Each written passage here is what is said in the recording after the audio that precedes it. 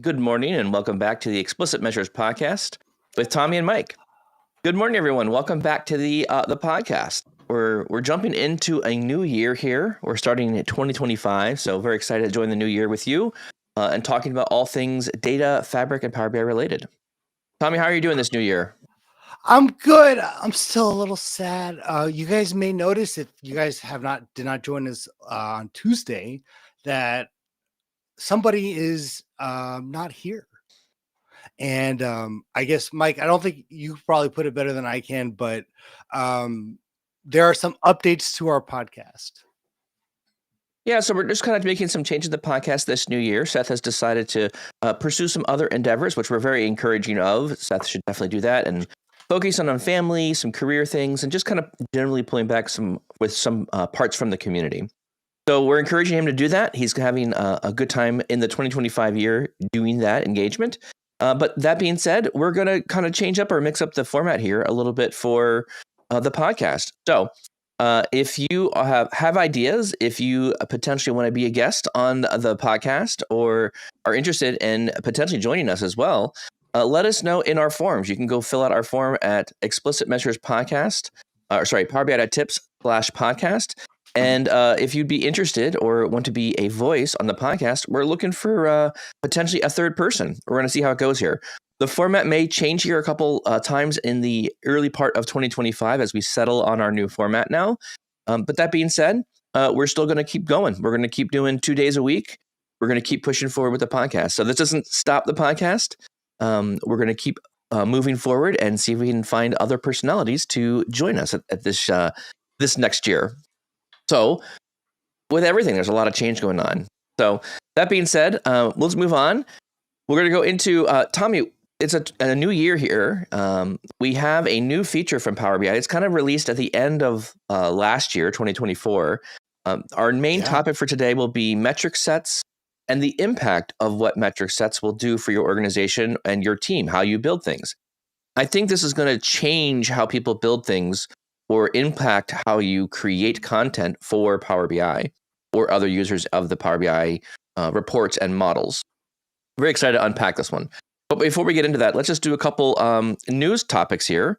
Tommy, what are your 2025 resolutions? Do you go through it with your family and kind of unpack how the year is supposed to look or make some goals or write them down? No, I treat New Year's resolutions the same way as I treat Christmas gifts. If I really need it, I don't have to wait till Christmas, kind of thing. Okay. So I'm a big proponent of that. It's like, hey, it would be great if I had a coffee machine. I guess I'll wait 6 months for Christmas. No, like that's something that's practical that I can start using today. No thanks. So with New Year's resolutions, I always reflect on the year, and I guess more than resolutions, it's more like goals. Kind of thing, like short-term, long-term planning. But yeah, resolutions like I'm gonna get on the bike 3 days a week, kind of things. Like rather than doing that, I forgot there's actually a great person who talks about this. Rather than trying to do those type of items, it's better to kind of set more of like an objective. Like I want to get healthier. That is the type of things that I aim for rather than like the actual activities that I'm This is going to be an area where I'm going to sorely disagree with you. I don't like doing general vanilla level like let's get healthier. So our family does, and we do it for us. I have heard, and I think honestly it really works out very well for us. If you don't write down your goals, whatever those goals may be, right? Get healthier, whatever those things are. If you don't write them down somewhere and put them somewhere visible, you won't do them. And we have been tracking our goals in our family since 2009. So my wife and I, we go out to lunch around the New Year timeframe, just the two of us, and we bring out the goals we had from last year and did we achieve them?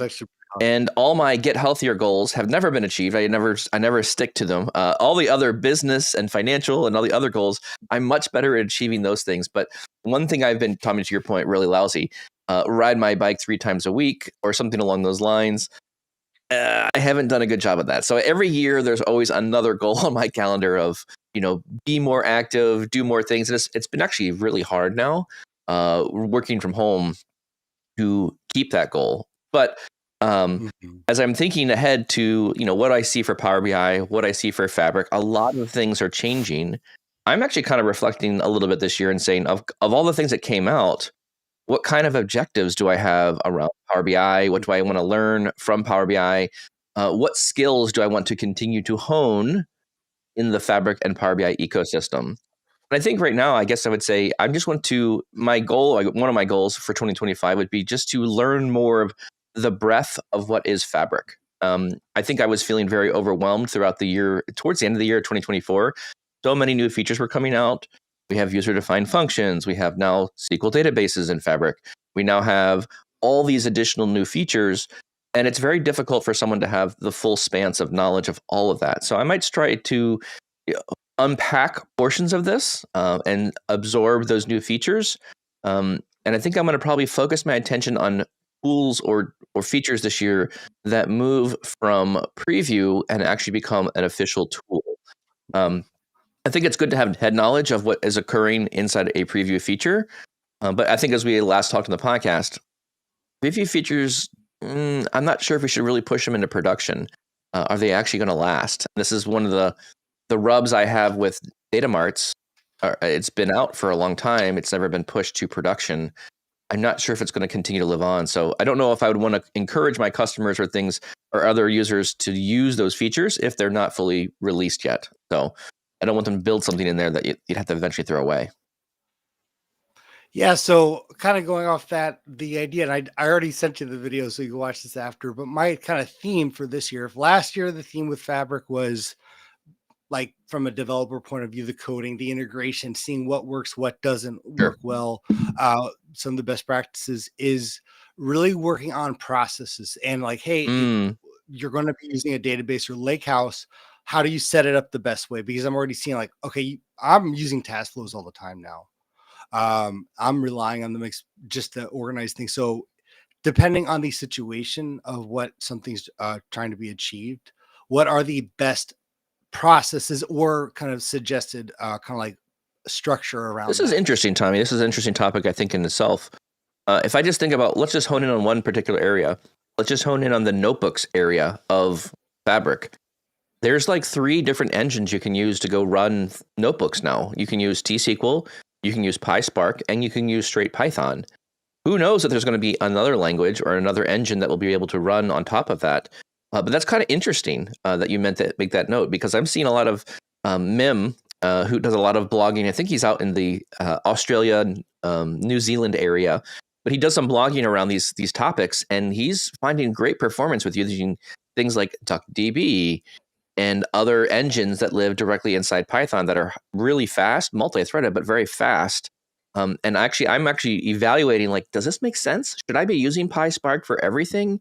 Or should those only be for larger jobs? And maybe I should start thinking about using just straight Python notebooks for smaller jobs, things that are not a lot of records and we're not doing a lot of complicated things. Will it run faster? So, Tommy, to your point there, I'm going to add on one more goal for my 2025 goals will be more around understanding what is the compute usage of all the things that I'm building and making sure that we optimize that.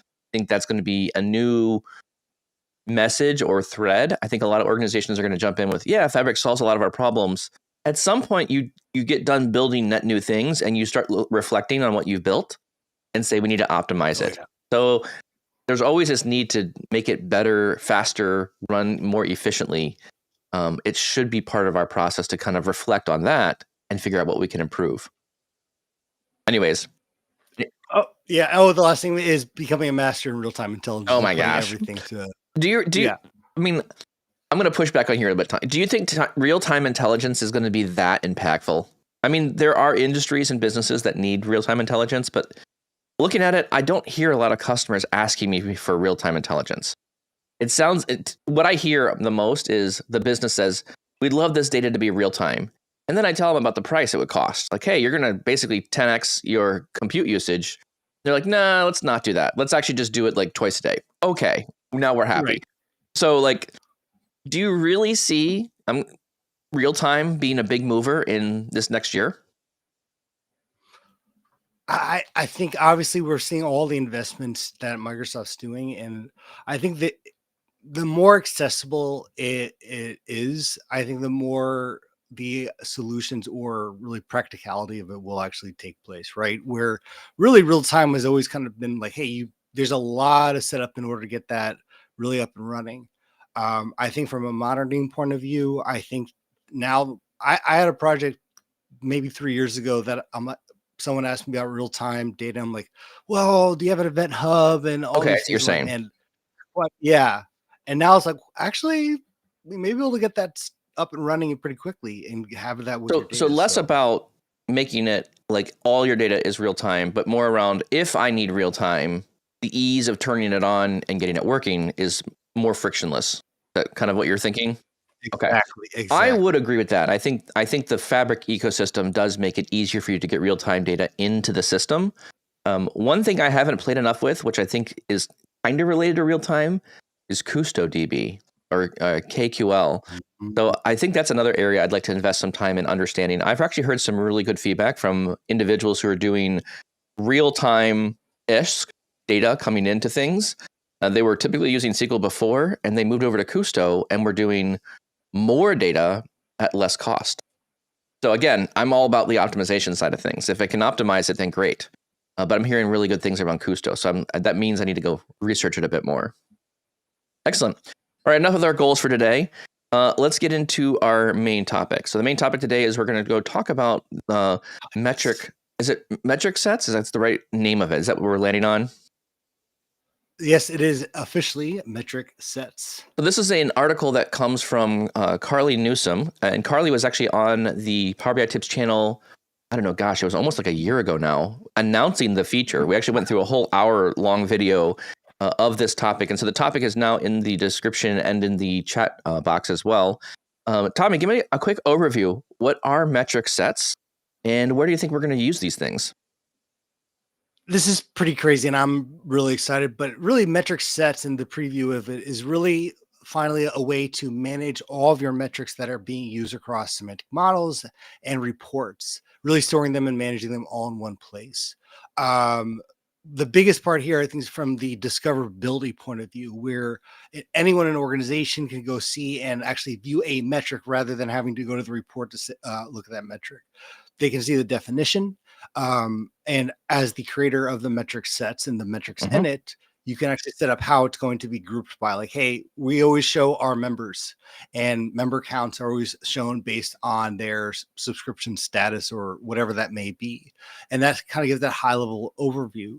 This is huge from the ability not just to have that discoverability kind of now kind of almost putting metrics, I guess, more from a cognitive point of view rather than the technical on the same level as a semantic Mm-hmm. model in terms of in the same playing field. It's kind of been elevated. I don't have to always go to the report, but some of the other features here too is not just viewing and exploring them, but I can actually use a metric and create a new report off of that metric, both in the service, but I believe also it's going to be something in the Power BI desktop. Yeah, and I think this is where things get really incredibly powerful here. I've had a number of customers we worked on where we build these really large semantic models. There's lots of tables, there's lots of facts inside these tables. But if you think about what audience that serves, there are needs where everyone needs to see all the tables, all the facts, all the dimensions. But I think what you look at here, and one of the things that Carly points out here when she talks about this feature, right? Whether it's metric sets or KPIs or calculations, whatever you're thinking about here, he makes a very bold statement at the beginning of the article. Metrics are the backbone of any data strategy, right? If you think Yeah. about like what you're trying to accomplish in your business, the KPI, what is that metric? Sum of sales, comparison of plan to sales, whatever those key data points, calculations, those are things that you want to reuse. You want to leverage them over and over again. And I think this is a really impactful portion of this because now we can carve out from this larger data model, you know, tens of tables, hundreds of columns, we can carve out a subset. Here's a particular measure or two, and here's the dimensions you may want to put against those tables. And I think that would allow users to do a little bit more self-discovery, right? So It's a bit difficult to self-discover things today currently, but now with this feature, you're able to go, here's a window, a narrow view of the entire data set. Go play with that. And I think if we focus on like that, I think this meets. Tommy, you talk a lot about like the learning or the knowledge that the business users consume content from. And I think in this example here, this is allowing us to take a really complex thing, distill it down, and hand it out to people as they're able or capable of handling more and more and more things. Let's not give them all the dimensions and all the tables. We can carve out metric sets for very specific answers or questions. And I think that will let users build smaller subsets of things on top of like Huge. the larger model. Yeah, and some people have asked too, how is this different from the scorecards, right? And I Okay, think that great was kind of question. this was the forefather to what metric hubs really is going to be, or metric sets. Scorecards were great, and I was a huge proponent of it when it came out. Really, really pushed for it in a lot of projects, and it was nice. But the problem was, again, in a sense creating a link to a metric in that case. So you could have multiple scorecards that are all having, the same metric being Hmm? used. Is it synced? So I didn't have a place to say, hey, I'm an organization, our three biggest, our KPIs are etc. Not just for this quarter, but overall, these are what our dimensions are. This is what we track. And the scorecard was really kind of geared towards, I have a start date, I have an end date, and I have a goal. Yes. Again, these metrics now really have that high level overview where you can say, here's the overall, this is how we count members. This is how we count the lead. Now, we can then use the metrics sets to kind of say, okay, what's happening this quarter, what's happening Hmm. this month. But again, it's the elevation of a single place for that metric. Even if it is in different semantic models, that's what we would push to be the official universal company definition of a metric. And this is our number. Man, if I had this 7 years ago, this would have saved a lot of headaches. I know I've shared the story before, but my biggest turning point towards data governance in Power BI, I was a lowly data analyst, focused on the marketing team. We had a leads report, and it was like 7 in the morning, and my chief marketing officer came up to me. He's like, "How many leads do we have?" I looked at the dashboard. "Oh, we have, X amount this month." He's like, "So tell me why the chief sales officer and the CEO are coming to fists in the executive room." I'm like, what? Turns out sales also had a lead report, but we counted them differently. And I remember like, how could that happen? But again, without the metric sets, even if you have that gold model that has your metrics in it, people are probably wanting, where's that official documentation? Or I'm probably going to use it in different reports, right? I can't rely on a single semantic model, even if it is certified, to say that's the only time you're allowed to use that metric, because odds are most people want to use a variation of that metric in their own reports. Maybe it's filtered by something. Maybe, like it's for this particular team, it's members plus, for only community based subscriptions, whatever Hmm. it may Hmm. be. But the base is still the, universal metric, right? What you're describing there, is that a failure in the metric itself, or is that a failure in the report development that you're describing there? And the reason I'm pointing So this out is yeah. because, whether it's a metric, so let's talk about subscriber base, right? If I have a subscriber base and I'm looking, where did users come from on my website, or how do we get purchases from people or user groups, right? There are different teams that are going to count that number differently. The metric should be consistent across all teams. What you should be talking about is, this is the consistent metric. I'm going to calculate it like this. Mm. That definition should be constant. But if team A decides to include, certain geographic regions, or team B says, I'm not going to go cut by geographic region, I'm going to cut instead by, medium, or how the information came to us, or did they use promotional codes or not. Those are all the dimensional pieces of this. So what you're describing to me sounds I like, see. So it's a miss in requirements mixed with, did the report actually get built correctly, such that the users can switch and select what they want, get the answers they need out of the reporting, or the same metric. I, I'm gonna push back a little, because I think it's just the complexity of creating a single or like how data is actually flowing through an organization, right? One thing you find out is even if we have the official number in our certified model, like again, let's use members as Sure. that case. The whole company relies on members in Yes. some variation. Correct. If I'm marketing, but I need to see it a different way. And to say, hey, the only place you can ever get that count, like from the definition is only from that single model across everything. Well, again, some people are combining with their, with their own department level data, which would then require a different semantic model because it has to have different sources. Again, it's the same. The initial idea is you have that base company model. You may not be reporting up to, changing the definition, but there's some filtering or there's some Sure. variation, but still there's that base on like a Yeah, but count. members is still the same thing, regardless whether you're one team members to the finance team is the same members as to the sales team.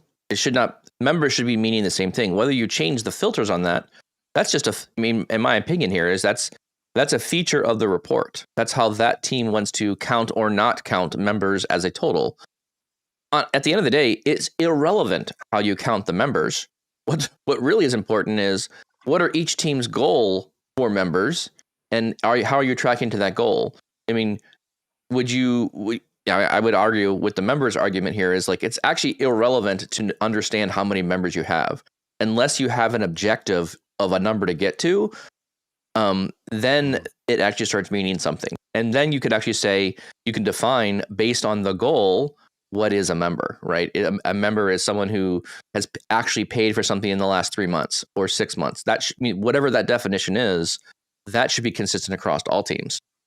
And if someone wants a different version of a member, whatever that means, I would argue you don't call it a member. You call it something else. Change the name of the measure so that it's specific to the need of whatever that team is talking about. Like, a financial member might be different than an actual member. And then you actually start changing the definition. So if there's physically a different definition for a metric, you change it, and then that becomes its definition. But again, I think this is where I think metric sets are going to start coming into play here, because when you create a metric set, you actually have the ability of, on the creation of it, you have the ability of entering in like the name of that metric set. You can add a description of the metric set, who to contact. I think Microsoft is particularly in this feature, it actually feels like we're talking about like a data dictionary. Here's actually some of the documentation that we really need in order to support users actually using our semantic models. This is what we need. We need to be, here's a handful of measures, here's a handful of dimensions. This is what it means. This is the definition of it. And to your point, Tommy, right? Let's go back to your example of members. If we're thinking about members of our organization or members that are paying for things, you could have two different metric sets. One metric set talking about the members as it relates to finance, another metric set relating to members as it relates to sales and marketing. So that way they can count them differently, but you're still looking at the same semantic model, and you may even be using two different measures in both of those instances. So anyways, some thoughts around that. I think there's just some nuance there about how you track it and how you metrics are intended to be this a dictionary. Yeah, Donald, I was just going to say this one. Reading your comment here, Donald, I think the metric set is meant to be the dictionary of facts and dimensions with some additional descriptions and information around them to help users understand these are the KPIs, or these are the metrics that we should be using. So I think we're on to something here and something to push for. But Mike, let me ask you, how do you see the metric sets in an organization from the adoption point of view? Obviously, if to your point, if metrics are the heart of the organization and where everything starts, what the initial kind of assumption here is, well, when we start our adoption, we start with metrics and then metric sets.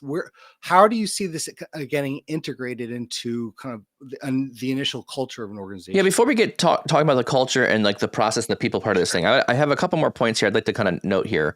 One of them I'd like to just call out just before we get to that one. So can we shelf that conversation right there? I think that's good. Perfect. One thing I do want to point out here is let's talk about where can we use this. Like one thing I'm looking through some of the documentation here is one thing that comes to mind here is the licensing requirements. what license do you need in order to use these metric sets? So if you're listening to the podcast right now and you're saying, oh, metric sets sounds interesting. I have large semantic models. I want to start shelling out metric sets to my team. What does this look like? The metric set requirement is there, depending on what you're doing with metric sets, requires different licensing portions of this one. So for example, if you want to author and share metric sets, you need to be a premium workspace. So that means a premium per user or a Fabric SKU. And you could also throw in there the A, the EM, and the P SKUs, but I think those are kind of going away anyway. So I'm going to primarily talk in premium per user and a Fabric SKU. So authoring and sharing them are required to have premium or Fabric. When you go into viewing the metric sets, so view metric sets and metrics, you need a minimum of a Power BI premium license, which this is interesting to me because they don't really call out a Fabric workspace. So I'm not sure what they mean by this one. I would assume that this means a Power BI premium license, which could be Fabric or Yeah, so you must have a premium be enabled to use metric sets at all. So I guess the example, what I'm saying here is if I'm trying to view a metric set, I can't come in as a pro user. Like a premium per user can't create a metric set and then share that to a pro user. I think that's what they're trying to say there. Right. I believe if a user has access to a metric set, they would be able to utilize that inside. They could view it inside a workspace that's theirs. Now, this is where I think my head goes. Immediately when I see this, I'm thinking, oh, shoot. Now I'm going to have a semantic model workspace. I'm going to have a reports layer workspace. Do my metric sets go into my report workspace? Do my metric sets go into a separate workspace that is just metric sets and not the report layer? I need to unpack this a bit, but it sounds to me that the workspace needs to be attached to something that is premium in order for users to see this one. If they are a premium per user, they can just see them without having to be attached to the workspace. However, if you don't have a premium per user license, you need to attach a premium capacity to the workspace and then give them access to the workspace. So that's something I need to test a little bit on how to unpack that. And then finally here is you can use Copilot to help you summarize a metric or metric set. Copilot only works in a Fabric F64 SKU or higher. It also, this is interesting, Copilot summaries for metrics, and this is maybe a mistake in their documentation, but they said a Copilot summary for metric will work in a Power BI premium workspace. So premium per user could use Copilot or Fabric's F64 or greater capacity. My impression was Copilot didn't light up for anyone unless it was an F64. So it's interesting to me to see this in the documentation that the Power BI premium workspace is usable with Fabric Copilot or metric sets. That'll be interesting. I'm not sure if that's actually a real feature. Is that right? I don't know. I'll have to confirm that. But for those of you who are listening in the chat, here's the documentation on the licensing requirements. Any thoughts that stick out to you, Tommy? Yeah, I think the biggest part here too is I'm not sure why this is. It's tied to Fabric because I know they're obviously, retiring the premium capacity. So basically, Microsoft is going to be Fabric. Fabric is everything that premium is and more, exactly. right? And so they're basically saying, well, in the near term, we're pushing you to switch. There is a deprecation of in 2025, you will not be able to purchase a Power BI premium P1 SKU anymore. I don't know what's happening with the A or the EM SKUs. No announcements has been made or any changes to that one. But I don't know why you'd want to buy an A or an EM SKU anymore. Only if I'm an administrator or if I'm building any embedded or ISV type solutions, dude, I'm only going to use Fabric SKUs anymore. Fabric SKUs hold all the licensing. You can embed internally, you can embed externally. It has all the features you would ever need. And let's be frank, where's Microsoft building all the new features? All the new features are coming through the Fabric SKU. You're not getting new features built in premium P SKUs or A or EM SKUs. There's no features being built there. I haven't seen anything announced over the last 6 months of any new features there. So I would not use them anymore, or I'd plan on migrating off of them into something else. And migrating, in my opinion, from an A SKU to an F SKU, really easy, not very hard. Yeah. So a few of the things metric sets can do, and I think this is where a lot of this use case is going to be, besides the data dictionary side, which is kind of all manual at this point. If I want to add a description We on the we metric get set, because Copilot. I mean, yeah, it's kind of a little bit well, manual. if yeah, sure, but I'm saying as the yes, fine. So again, for those who are wondering, metrics, the metric set is a set of metrics. So in order for me to add something here, I basically create a metric set, and then I can have multiple metrics in Let's talk there. more about what the metric set is. The metric set specifically is dimensional columns, columns that have text in them, and then a handful of measures, right? So it's Well, things you want to yeah, the cut the metrics data are by, and then the calculation that you want to use with those cuts. really the metric sets is a collection.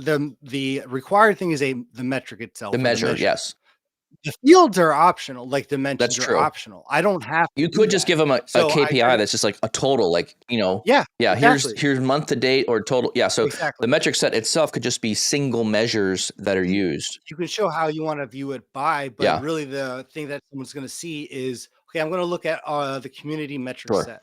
Here are the set of measures for them, so to speak. So, but the main kind of the heart of that is the different measures in I there. I have to feel Um, though when I look at this feature though, only adding just measures to a metric set, it to me it seems a I bit limiting. don't, Now, I, you can add the fields. but That's I think that's yeah. that's the power of what we're talking about here. I mean, that's what I feel like I would want to be able to start handling. And again, I'm not going to probably add all fields.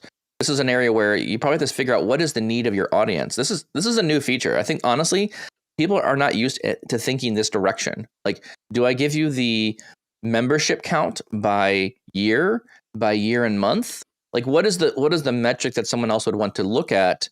A lot of these things are comparing. Well, I need to know not only what is the metric, what it is today, but I also want to compare that metric to what it was like last year or prior year period of time, or what's my percent change to last year.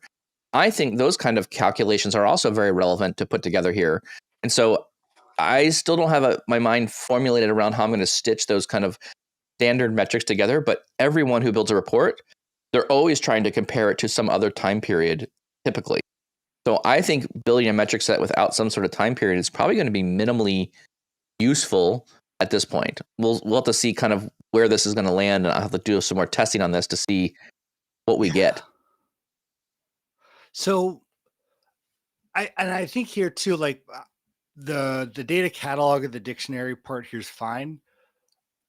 I want to kind of talk about that other case of the using the metric. So I don't know if you played around too much with this, but it's actually pretty neat. If I'm viewing the metric set, I can basically say, hey, I want to explore Yes. like these measures, or I can create a new report off of This this. feels like an exploration to some degree. Like when you do the exploration item that you have in the workspace. Hey, here's my semantic model. I want to build a table or a matrix. Give me some simple table information. Oh, and by the way, I'm using geographical information. Let's put this on a map or something like that as well. Like, so that's what the example they give us here is. But I like that experience. I think people are overwhelmed with the entirety of the entire model, and so they will be helpful for them to see a metric set that is just a handful of things that they can kind of play with. And it's actually now in Power BI Desktop, or I think it's going to be that when you click on the One Lake Data Hub drop down to get data, it's now the second option in the menu. Which is interesting that they put it up that high in terms of like being able to connect to it. And I was testing this out with, I'm like, all right, let's say I already had data in a model I'm building, and I want to add a metric to it. Well, you can basically choose the metrics that you want to add, and then you get that option to choose those fields to Mm-hmm. your point. Because it's still again tied to a semantic model, right? So it's not, no matter what, you're not creating a metric that is no longer, in a sense, has any lineage to an initial semantic model, which I think, to your point, what we talked before, is an essential part here. Quick question, and I don't want to let me know if this is diverting, but with this, my initial thought here is this may change how we actually build some of our semantic models from a certified point of view. What And this and is what why. what way do So, you think those certified models will be changing? Because I agree with you. I think metric so steps will need to. So in the past, we've been considered of, okay, here's a semantic model. We need to think about building this model in a way that is easy for our external users to consume, right? I'm building a very clean dimension Mhm. table, very clean fact tables, adding a lot of extra descriptions to things to help them analyze that information. But also, I'm making more. When I build models, I'm finding that building domain specific models are better than just building one monolithic model for everything. Because users get confused, the models get too large, it gets very difficult to manage. So if we can carve out, like, hey, I know these pages of reports or these types of reports are required for this single domain of data, it makes more sense to locate domains of data. Your point here, Tommy, with metric sets could carry the weight of the domains, and I could have one larger semantic model under the hood. Still, that large semantic model will come with the complications of it's big, there's lots of things in it, you could break stuff, like you can't break things in it. So that being said, how do you see this metric set changing? Like, what changes would you do in your model building Yeah. to help metric sets? Or why are you what changes are you thinking of, I guess is what I'm trying to go after. And I think really relying on the metrics as a start, right? So right now, again, we have those certified semantic models that we're also one building our kind of main metrics for the company there, but also we know that from a managed self service, people are going to be building additional reports from. So what happens usually is we have that model, but we need to now add additional things because we need to report on different things. So there's a lot of things in the model, not just the metric, not just only the minimal to define a measure or the metrics, but it's all the other fields that someone may also need to expand on. Well, with the metrics hub, we can, again, have this core definition of what a metric is, have obviously whatever those necessary fields that you would group by or Mhm. filter on, but keep it very minimal. And what really happens there is you can create a more and I'll say concise or compressed semantic model that's really only meant for the exploration. It's really meant for viewing. So, like, if I want to build a general report kind of thing or a quick summary and kind of view, I still have good amount of other fields and descriptors, but it's not. I think with a lot of additional information that we always have in semantic model for, in a sense, multiple use cases, right? So again, the idea here is you can still have your other semantic models that are more for the purpose of those are for report building, right? Those are for kind of each and every workspace and team to kind of build off from.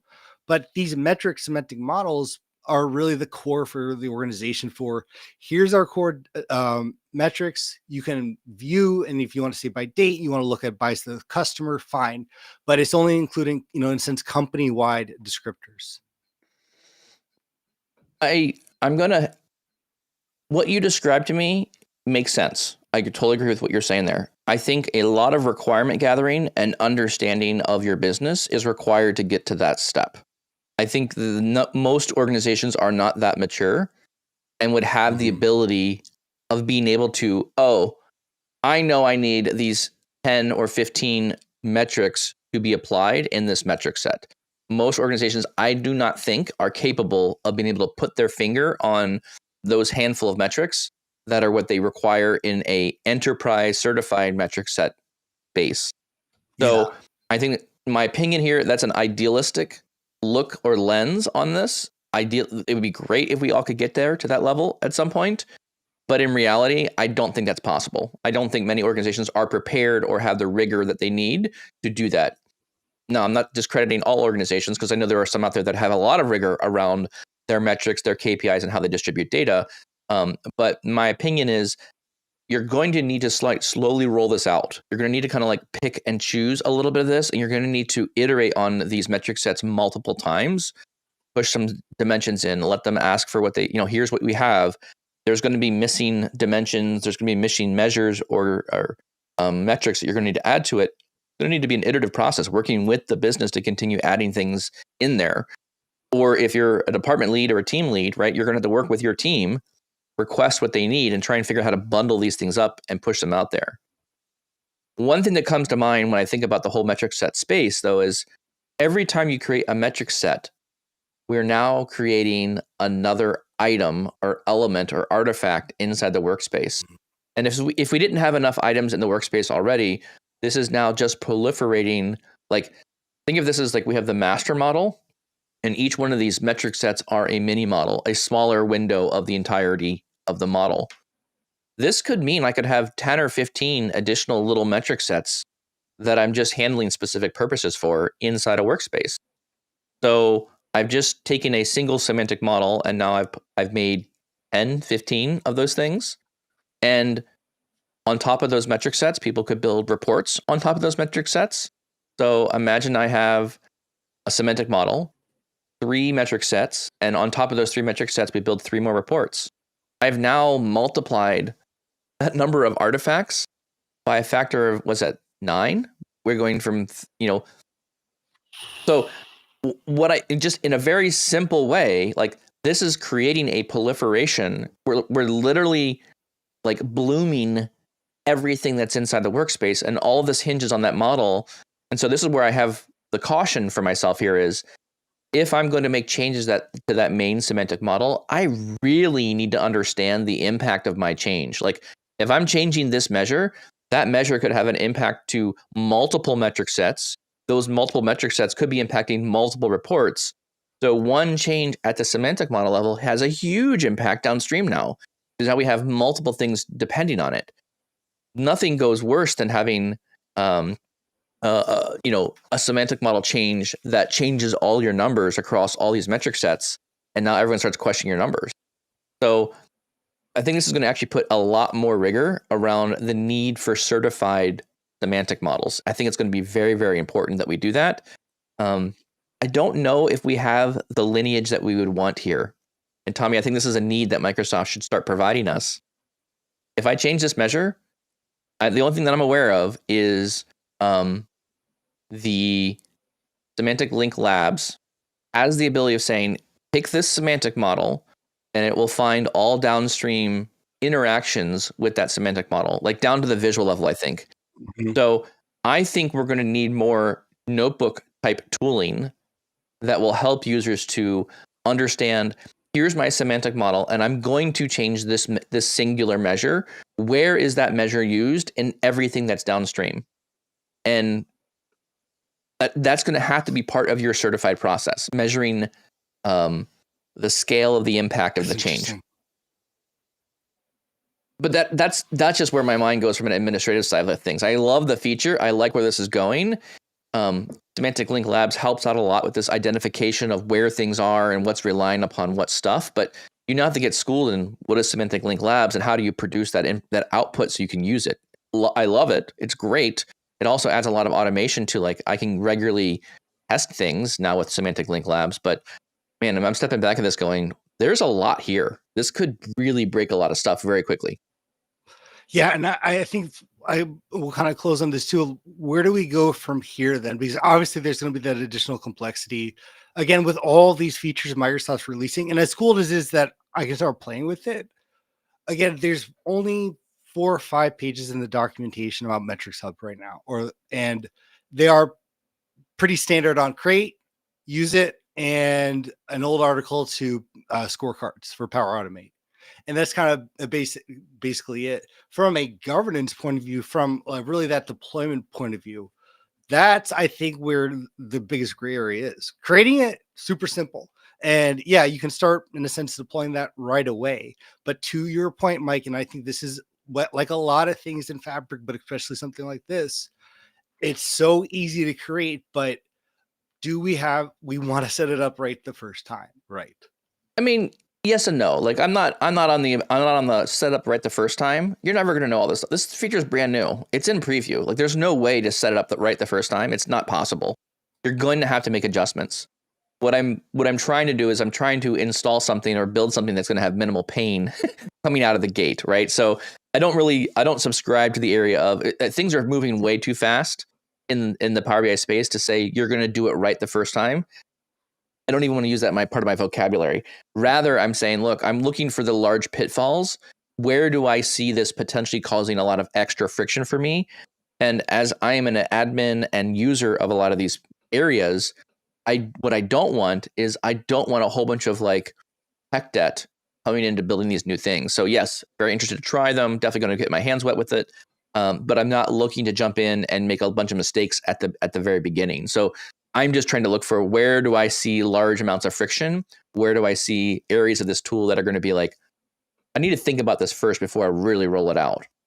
So again, it's in preview. It's just out recently. I think the community needs to rally around it a bit more, communicate more about how to use it, where they're finding value with it. And I think it serves a purpose. I really think it fits a need here that we have in Power BI that will be very useful for us in the future. So it's just very early days right now. The community needs to have some more blogs and articles. And where's Kurt Bueller when you need him? Kurt, come on here. Give us the 1-2 of metric sets. How should we use these things? What should we be thinking about? What's the checklist? We now need a metric set checklist from Kurt on Data Goblins to give us like all the things we should consider when we talk about metric sets. I think we need more articles like that from the community, because Microsoft's not going to provide them. Microsoft's going to provide the tech. Here's the tech. This is what you can do with it. The community and people in the industry that are using this stuff needs to say, hey, here's the bounds of what we say is what you should be considering and thinking about as you deploy this stuff. 1,000%. And honestly, because I think already the current version that it's in, would this be something that I'm telling the CEO about? No, but I would absolutely encourage to at least have, like, we're gonna call it a beta feature, like a preview feature in our organization, right? Yeah, I'd build an MVP around it. I would look to see, like, I think the amount of effort that was spent to get metric sets working from the Microsoft team is enough. Like literally, they announced it in March of Build. I think the Build conference is when they announced it in March or March or April timeframe. They announced it then. It took them entirely all the way till November to really officially release it and get it widely available. That's a lot of development time that Microsoft produced to get to that stage. To me, that tells me they're committed to making sure this feature works and gets out of preview. So I'm hoping that they continue investing in this, and this continues to becoming more of those common elements. 100%. One thing I did not actually note here, and I didn't see here, is I wonder if the metric sets can be part of an org app or the workspace app. That's one area that I looked at and thought, this would be interesting if I could get that same, metric set experience inside an app that I publish to people. So I don't really know where that's going to sit yet. I haven't seen anything in the documentation that says those things should be added there. But in my mind, if I want to really use metric sets, I want them to be in the org app or a workspace app. That makes sense to me. That they should be there. And I just tested this out too, recently, and if for whatever reason I am not seeing in a new org app the metric set from that workspace, which is a little interesting. Well, and I like this. The other thing I would also quickly note here as we kind of wrap up here, one of my final thoughts is, I think metric sets are also intended to be used in other places beyond the scope of just a report or a revisual. So one other area you'll see here, if you go into the documentation around use and monitoring of metrics, you can see the usage of them or use them in Microsoft Fabric notebooks. So notebooks will let you. So if you think about things we may want to pull into our notebooks from an analysis or a data scientist, or this is going to help me bundle or package a portion of my semantic model and give it to other team members to analyze inside the notebook. I think that's really important. Notebooks is becoming the Swiss Army knife of everything that you couldn't do in Power BI, like desktop or in reports. Notebooks can do a ton of stuff. And so while I can't expose the metric set in an org app, I can put a notebook in the org app. So you could take the metric set, build something with it, put it in a notebook, and produce a read-only version of that notebook that you can then give out to people inside the org app. So yeah, you can't directly put it in there today currently. That's not part of the vision, I guess, right now. But there's no reason why you couldn't have an org app attached with a notebook that has the metric set in it. So that, again, this is another area of, like, again, the layer of the onion goes deeper as we think about where we can utilize these things. Yeah, another use case for our senpais, the Semantic Link Labs, man. So I'm really excited about this. I think this is what scorecards always wanted to be. And I'm really excited to see, I think, where this kind of takes organizations and how they actually change their process and also that adoption point of view. So love it. I'm so happy this is finally available to start working with and test out. There is a last thing I'll call out here is they're also calling out the use of APIs. So metric sets are Fabric artifacts, and you can use the public APIs for Fabric artifacts to use the metric set in the metadata. There is some caveats. There are definitely some limitations here as well. So you'll need to read that in the article as well. But there is some API access as well. So I need to unpack more. I need to figure out how this is going to pair up. We didn't talk about on this podcast, but there is a link in if you're using your traditional metrics, you can also link those to Power Automate. I wonder if metric sets will also link to Power Automate at some point in time as well. I'm assuming so, kind of thing, because I always love these things when they're updating these so quickly. They still do have the scorecards documentation, but yeah, that a Power Automate feature, I think they're working on Power Automate and Metrics Hub. Which would be interesting. That would be really interesting to see how that would kind of impact things there. Yeah. If you could have a metric set running, and then when it hits a certain, like for example, a singular metric hitting a certain number, then you do something with the Power Automate. But it's interesting. The Metrics Hub is containing the metrics and Power Automate feature. And when you talk about scorecards, it still also talks about metrics and Power Automate. So it feels like it's going to be integrated, but there's no official documentation on it yet. We also hope, I like the integration of Power Automate in all the Power BI things anyways. So I would encourage that as well. You can take it from us here at Microsoft. You can tell what features we would like to build in the future. But that being said, you've burned through a perfectly good hour with us. We appreciate your time as you've listened to us kind of chatter around the new metric sets that have been released from Microsoft Power BI. I hope these are giving you some thoughts on how to use them or understand a little bit more where they might fit in your business. They are currently in preview, so check out the documentation that we've linked to in the video. There are some considerations you'll want to think through. Make sure you read the limitations on the metric sets themselves, and let us know if you have additional questions from the podcast. If you start testing out metric sets, give us a hello on the forum under Power BI Tips/podcast, and let us know if you're using them and what you're finding value from the metric sets. With that being said, we only want to just say one last thing is we don't do any advertising. We don't push the podcast at all. It's up to you, the community, to kind of push it to people you think is valuable. So if you found value in this episode or you had enjoyed this podcast, please share with somebody else. Let somebody else know either on social media or share your thoughts around this topic. We'd love to have your feedback and comments posted out on social media and talking about the episode. That being said, Tommy, where else can you find the podcast? You can always find us on Apple, Spotify, or wherever you get your podcast. Make sure to subscribe and leave a rating. It helps us out a ton. If you have a question, idea, or a topic that you want us to talk about in a future episode, head over to Power BI Tips/podcast. Leave your name and a great question. And finally, join us live every Tuesday and Thursday, 7:30 a.m. Central, and join the conversation on all the Power BI Tips social media channels. Awesome. Thank you all very much, and we'll see you next time.